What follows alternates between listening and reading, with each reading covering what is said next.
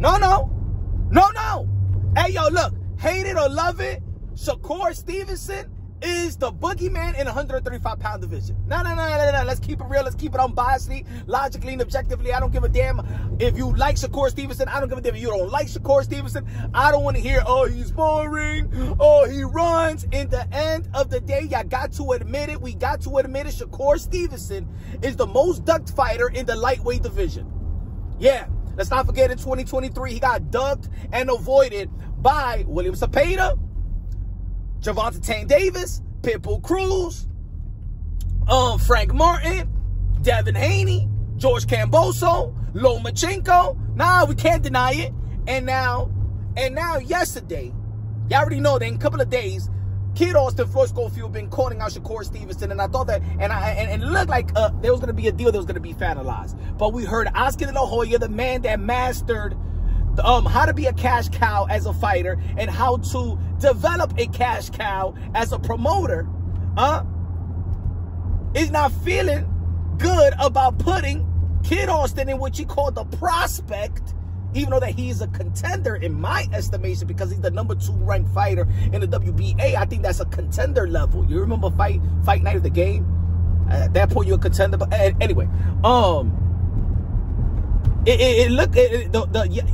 last week, Clapback Thursday, Oscar De La Hoya said that the problem, paraphrasing, the problem in the sport of boxing is that fighters don't dare to be great. That is the fighter's fault, not the promoters, not the manager. But this Clapback Thursday, just yesterday, and happy Thanksgiving to y'all, he said the opposite.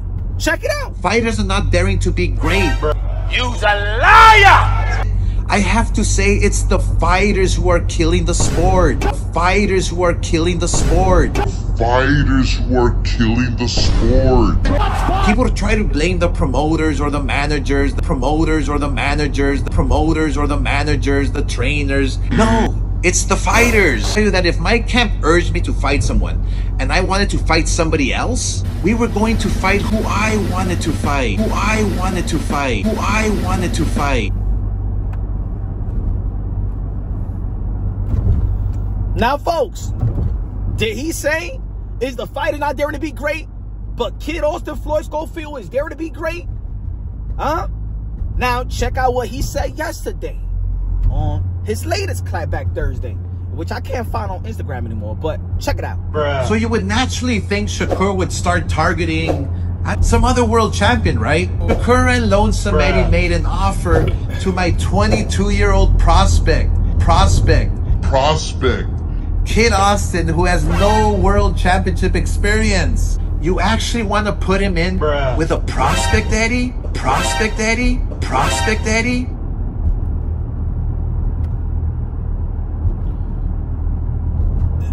Kind of a contradiction, right?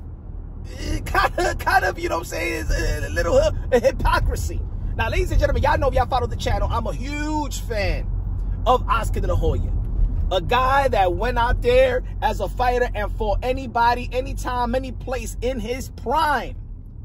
And now his fighter, you know what I'm saying, is contagious for his fighter to feel the same way. Let's not forget that Ryan Garcia in 2023 wanted to fight Gervonta Tank Davis, even with the weak stipulation that Gervonta Tank Davis offered, right? And Ryan Garcia still wanted to dare to be great, right? His team didn't think it was a good idea, but still went ahead and gave him his blessing. And of course, Ryan Garcia did lose.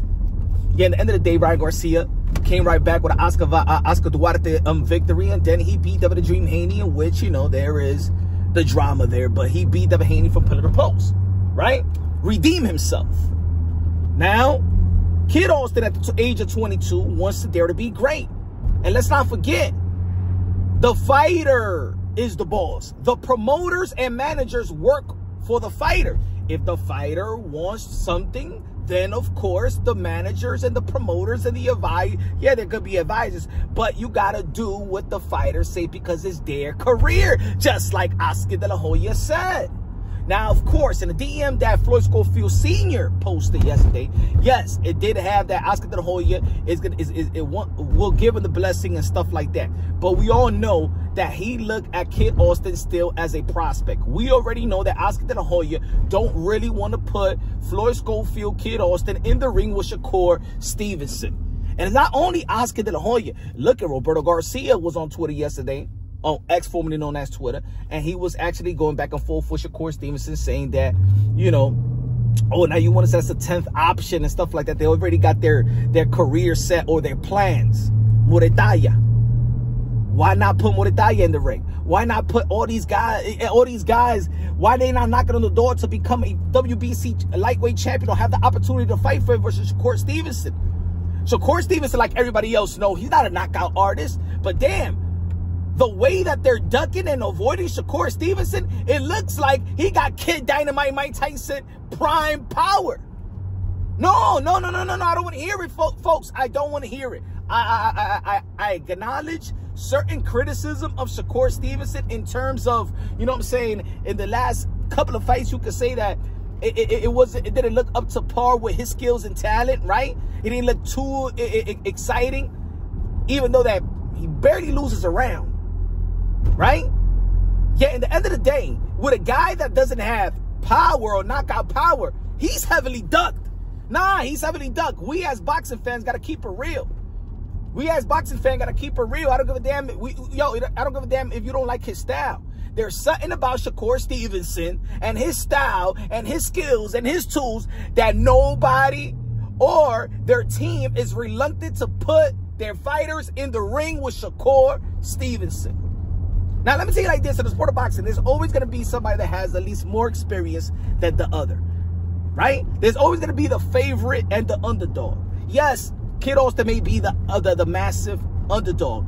Yeah, at the end of the day, in the sport of boxing, the beautiful stories are those that overcome the adversity. It's those that exceeds the expectations, right?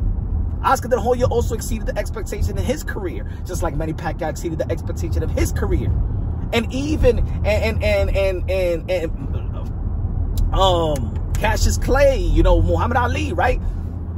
At the end of the day, bro, at the end of the day, you gotta give these fighters a chance to dare to be great. And if they fall, allow them to pick themselves right back up. Just like who I believe it might be the fighter of the year, Daniel Dubois, who a lot of people didn't feel like he should have been in the ring versus George Joyce because he was too young. Yet, yes, he took an L. Yes, he took a fall. Yeah, at the end of the day, it prepared him and gave him the experience to be who he is today, an IBF heavyweight champion of the world in beating Anthony Joshua. But that loss prepared him to be who he is today at the age of 27 now.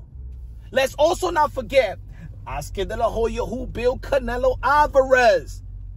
They had confidence in him to be in the ring with Floyd Mayweather, knowing he wasn't experienced to fight Floyd Mayweather. But look how he learned from his experience, and he became the cash cow. See, Oscar De La Hoya, my brother, not only do you know how to build a cash cow, you know how to resurrect their career and pick them up right after a loss. So, it don't have to be easy. You don't have to build the cash cow straight off of being undefeated. You know how to pick yourself right back up after a loss as a fighter, right? After the Trinidad, right? You resurrect your career. You still became multiple division champion. And you also knew how to pick up a Canelo Alvarez career after Floyd Mayweather. So, believe in yourself that even there's hurdles or there's setbacks, Oscar De La Hoya is still the best in getting to you, getting his fighters to the promised land and getting himself in the promised land. You know the model. You know the business model. So, let Kid Austin in the ring with Shakur Stevenson, and let's see what happens. In the end of the day, do y'all believe that Shakur Stevenson is going to knock out? Is going to knock out Kid Austin? I don't believe so. No. I don't think that really 98% of the boxing world doesn't believe that he's going to knock out Kid Austin. So guess what? All he has to do is put up a great fight. Win or put up a great fight. And his stock won't drop. he'll develop the best experience. Because in my opinion, in the 135-pound division, the best IQ fighter, skill set, and hard to touch is Shakur Stevenson. It doesn't get better than that in the lightweight division. Yeah, we got Gervonta Tank Davis, who got the more power, but he gets touched up. And we got Vasily Lomachenko, who's extreme talent, offensively, defensively, whatever you want to call it. But right now, Shakur Stevenson is the best experience. When is it ever ready for him to fight a Shakur Stevenson? Is if he already in line to even fight Gervonta Tank Davis. Let me know what y'all think. Subscribe to the channel, smash the like button. Love you, God bless, and on to the next.